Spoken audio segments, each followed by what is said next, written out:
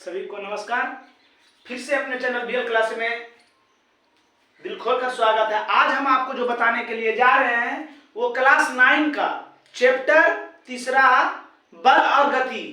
बल और गति के नियम बताएंगे। इससे बराबर सभी एग्जाम में इससे क्वेश्चन पूछते हैं। तो आज इस चैप्टर को हम पूरा निचोड़ कर आपको पार्ट बाय पार्ट समझाएंगे। बारीकी से आप बने रहिएगा। बल, फोर्स। बल एक प्रकार का धक्का या खिंचाव है। बल जो है एक प्रकार का धक्का या खिंचाव है।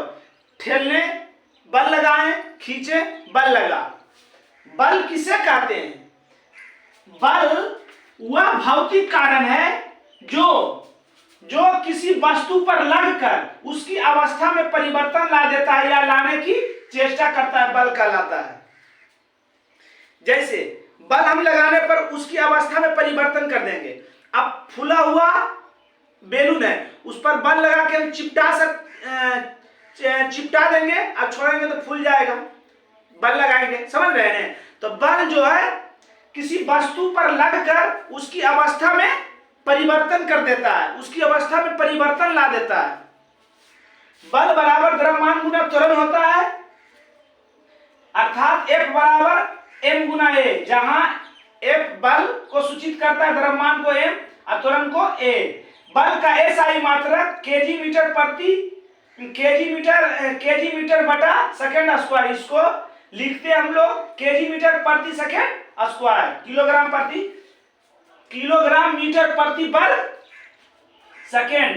बल का नामधारी मात्रक न्यूटन है, क्योंकि बल को सबसे पहले न्यूटन, भौतिकी के पिता न्यूटन को कहा जाता है। तो बल को सबसे पहले परिभाषित न्यूटन साहब ने किए हैं, इसलिए वो अपने नाम पर नामधारी मात्रक जो अपने नाम पर ही धर देते हैं। तो बल को किसने परिभाषित किया? न्यूटन। तो न्यूटन हो गया, अर्थात 1 न्यूटन बराबर केजी मीटर प्रति सेकेंड स्क्वायर। सीजीएस पद्धति में बल का मात्रक डाइन होता है। सीजीएस पद्धति में बल का मात्रक डाइन, 1 न्यूटन बराबर 10⁵ डाइन होता है। अब जो है आपको बल के प्रकार बताएंगे, है ना? बल जो है 2 प्रकार के होते हैं, एक संतुलित बल होता है, एक असंतुलित बल होता है। संतुलित मतलब बराबर वह बल जो दोनों तरफ से, किसी वस्तु पर दोनों तरफ से समान बल लगे, उसको संतुलित बल कहेंगे।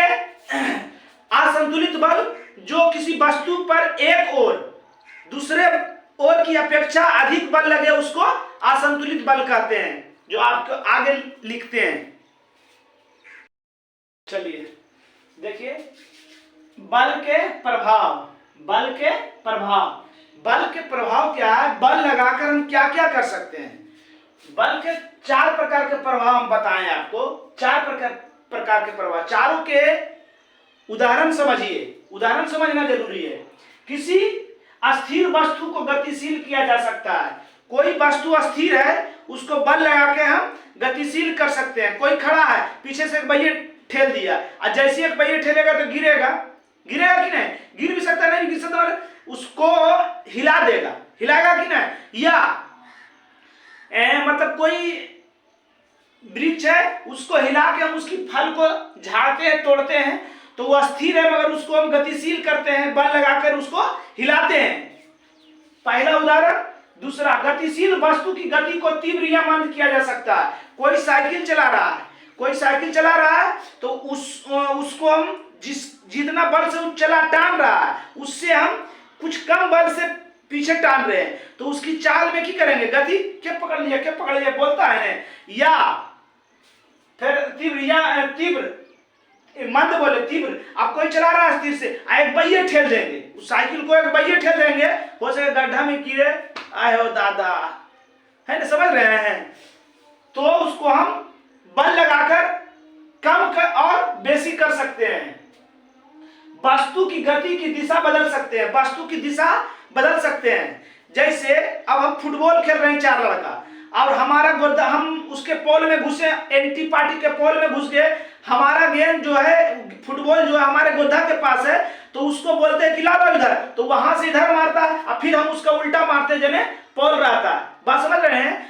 या कह सकते हैं कि कोई बॉलर बॉलिंग फेंक रहा, अब बॉलिंग फेंक रहा है तो हम उस बैट से उस गेंद पर प्रहार करके बल लगाकर उसकी दिशा में जिधर चाहते हैं उधर मारते हैं। बॉल आता है इधर, मगर मार देते हैं हम जिधर चाहते हैं उधर, तो बल उसकी दिशा में परिवर्तन कर दिए कि नहीं, बल लगाकर वस्तु की आकृति में परिवर्तन ला सकते हैं। अब फूला हुआ बैलून है उसको चिपटा कर देते हैं, या स्पंज खाने के लिए जाते हैं बराती या कोई भोज में, तो उसको गाड़ते हैं कि नहीं, तो फूला हुआ रहता है उसको चिपटा देते हैं, उसका रस नीचे गिर जाता है, उसके बाद टुपसा ले लेते हैं, उसकी आकृति में चेंज कर रहे हैं कि नहीं, तो बल लगाकर ही कर रहे हैं। ठीक, बल दो प्रकार के होते हैं, संतुलित और असंतुलित। संतुलित के मतलब समान बराबर, जितना बल स्कूल में सर खिलाते थे, एक रस्सी रहता था, 4 लड़का उधर 4 लड़का इधर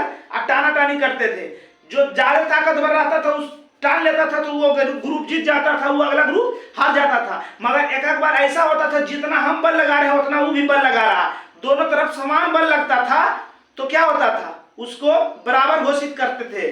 तो वही लिखे हैं संतुलित बल, जब किसी वस्तु पर विपरीत समान बल लगे, जितना विपरीत उसका मतलब हम इधर टान रहे जितना उधर टना रहा, समझ रहे हैं, वो समान बल लगा। जैसे अब जैसे ये है ना, ये हम मार रहे हैं इसको, तो जितना बल हम लगा रहे हैं उतना बल वो भी लगा रहा है, तब तो ये टूट नहीं रहा, तो ये क्यों हो गया, संतुलित बल। संतुलित बल में कार्य और त्वरण दोनों शून्य होता है। जैसे ये दीवार है, इस पर दिन भर हम मारते रहेंगे, ये टूटेगा नहीं तो कुछ कार्य नहीं होगा, और जब कार्य नहीं होगा तो तुरंत भी नहीं होगा। बात समझ रहे हैं। तो वही लिखे हैं संतुलित बल, जब किसी वस्तु पर विपरीत समान बल लगता है उसे संतुलित बल कहते हैं। संतुलित बल में कार्य और त्वरण शून्य होता है। यही पूछेगा कि संतुलित बल में कार्य क्या होता है और त्वरण क्या होता है, दोनों अलग अलग कार्य क्या होता है, या कह सकता है किसी प्रश्न में त्वरण क्या होता है। 10 न्यूटन बल इधर भी लगा रहा है, एक वस्तु है, 10 न्यूटन इधर बल लगा रहा है, 10 न्यूटन उधर बल लगा रहा है, तो ये वस्तु कोई और नहीं जाएगा, जहां पर वहीं पर रहेगा। जब जहां पर है वहीं पर रहेगा, तो हम लोग देखेंगे कोई कार्य नहीं हुआ। कार्य होने का मतलब कि उसकी अवस्था में परिवर्तन आना चाहिए, वो वस्तु के स्थान में परिवर्तन होना चाहिए, तब हम समझेंगे कि कोई कार्य हुआ है। समझ रहे हैं। असंतुलित बल, जब किसी वस्तु पर विपरीत और असमान बल लगता है, हम टान रहे हैं 5 न्यूटन के बल से और वो टान रहा है 10 न्यूटन के बल से, तो ये वस्तु 10 न्यूटन की ओर जाएगा, किधर से, 5 न्यूटन की ओर से इधर जाएगा, तो इसमें कार्य भी होगा और त्वरण भी होगा। समझ गए होंगे अच्छी तरह से। वीडियो रोक के इसका परिभाषा जो है शुद्ध आप लिख सकते हैं। चलिए आगे देखिए, बल को 2 वर्गों में बांटा गया है। बल जो हम लगाते हैं, जो बल किसी वस्तु पर लगता है वो 2 प्रकार से लगता है, एक छू के लगता है और एक बिना छुए हुए लगता है। बिना छुए हुए भी लगता है ना, बिना छुए हुए भी बल लगता है। बात समझ रहे हैं ना। एगो छू के अब खड़ा है, हमको ठेल रहा है तो छू के लगा रहा है, या हम साइकिल चला रहे हैं तो उसको पकड़ के साइकिल चला रहे हैं, या फुटबॉल को मारेंगे पकड़ के मारेंगे, समझ रहे हैं। एगो बिना छुए, गाना सुने हैं, लहंगा उठा दे रिबोंड से, उसमें बल बिना छुए हुए, उसमें छूते हैं, उसको नहीं छूते हैं। बात समझ रहे हैं। और ऐसा बहुत सा उदाहरण है, कहता है ना, कभी कोई सिनेमा में देखे होंगे कि बिना छुए हुए हम मारेंगे आपको, समझ रहे हैं, या कुछ भी। तो वही है स्पर्श बल और दूरी पर क्रिया बल। स्पर्श का मतलब हुआ छूकर, स्पर्श का मतलब छूकर किसी वस्तु को हम छूते हैं, समझ रहे हैं। अब हम वो स्पर्श बल हुआ। दूरी पर क्रिया बल, हमारा मोबाइल जो है कौन, तो उसमें जो आ रहा है ध्वनि या कुछ भी, उस टान के थोड़ी ला रहे हैं, टान के नहीं ला रहे हैं। हमारा बल्ब जो जलता है वहां से हम टान के विद्युत लाते हैं। अगर ऐसा रहता विद्युत टान के लाते तो मतलब कि हमारा घर में वोल्टेज कम रहता तो पूरा गांव, हम बरियार रहते, 5 बापूत रहते, पूरा गांव का लाइन टान के बजबड़ी हम ले चलाते अपना घर में। तो नहीं, वो बिना स्पर्श किए, उसको छुए हुए नहीं, वो एक तरफ प्रकार का तरंग है, आवेश है, जो बिना छुए हुए वो जिस माध्यम में जाती है उस माध्यम में चली आती है। तो स्पर्श बल और दूरी पर क्रिया बल। स्पर्श बल हम उसको कहेंगे जो किसी वस्तु को छूते हैं। जब किसी वस्तु पर स्पर्श करते हुए, छूते हुए बल लगाया जाता है उसे स्पर्श बल कहते हैं। जैसी पेशीय बल और घर्षण बल। पेशीय बल के मतलब देखिए, साइकिल चलाइए ना, उसमें सब आ जाएगा। साइकिल पेशीय। एक दूसरा उदाहरण देते हैं, कोई वस्तु हम उठाकर और दूसरा जगह रखते हैं। जब कोई वस्तु उठाते हैं तो हमारी मांसपेशियों में तनाव, खिंचाव आता है, देखते हैं तनाव आता है, और उसको रखते हैं दूसरे जगह तो हमारे पेशियों में खिंचाव आता है। ठीक समझ गए? या साइकिल चला रहे तो ताकत से जब चलाते हैं तो हमारा पेशियों में क्या आता है, मांसपेशियों में खिंचाव आता है, ये पेशीय बल हो गया। और चक्का जो है रोड पर, सड़क पर जो है उसका चक्का घर्षण होता है। घर्षण के कारण ही हम स्थिर रहते हैं। आप फिसलनदार में कोई चीज पर फिसलते हैं तो क्या होते हैं, हाथ से गिर जाते हैं, हाथ से गिर जाते हैं। चोट लगने के बाद दवाई कहां से मंगाया जाता है, समझ रहे हैं? तो वही हुआ स्पर्श बल। जब किसी वस्तु पर स्पर्श करते हुए बल लगाया उसे स्पर्श बल कहते हैं। जैसे पेशीय बल, घर्षण बल। घर्षण के मतलब ये घर्षण हुआ है ना, ये घर्षण हुआ। ये क्या हुआ, मतलब दो वस्तु और सतह के बीच में जो गति होती है उसको क्या कहेंगे, घर्षण। घर्षण रगड़ है ना। और पेशीय बल तो समझ गए, जो हमारे शरीर मांसपेशियों पर असर पड़ता है। दूरी पर क्रिया बल। जब किसी वस्तु पर बिना स्पर्श किए हुए बल लगाया जाता है उसे दूरी पर क्रिया बल कहते हैं। जैसे विद्युत बल। विद्युत बल कंघी जो है बाल में बार बार झाड़ के और छोटा कागज का छोटा छोटा टुकड़ा रख के और उसको देते हैं उसके नजदीक में, तो क्या होता है, उसको अपनी ओर आकर्षित कर देता है। बिना सटाए यदि दूर में रखते हैं तो अपनी ओर टान लेता है। वो क्या हो गया, विद्युत बल। क्या हो गया, विद्युत, जिसको आवेश कहते हैं। वो किस कारण होता है, घर्षण के कारण। जो बार बार हम घर्षण कर रहे थे तो उसमें एक प्रकार का आवेश उत्पन्न होता है, और उस जब कागज के छोटे छोटे टुकड़े के नजदीक जाते हैं तो उसको अपनी ओर आकर्षित कर देता है। उसी को कहते हैं विद्युत बल। चुंबकीय बल। चुंबकीय बल किसको कहेंगे, चुंबक। चुंबक समझ रहे हैं, जो किसी वस्तु पर बिना छुए हुए अपनी ओर, चुंबक है ना। अब लोहा का कोई वस्तु चुंबक को वहां नजदीक लाते तो छूते, दोनों को सटाते नहीं सटाते, वो अपने से उस ओर चली जाती है। अपने से उस वस्तु की चुंबक की ओर लोहा चली जाती है, उसको क्या कहेंगे, चुंबकीय बल। गुरुत्व बल। अब गाछ पर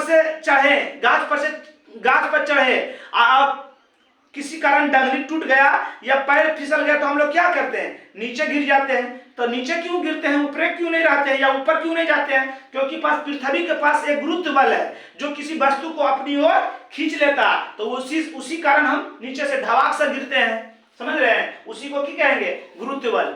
चलिए अगला पार्ट जो है इसको बताएंगे अगला पार्ट में हम इसके बारे में। आज का क्लास समाप्त हुआ। जय हिंद।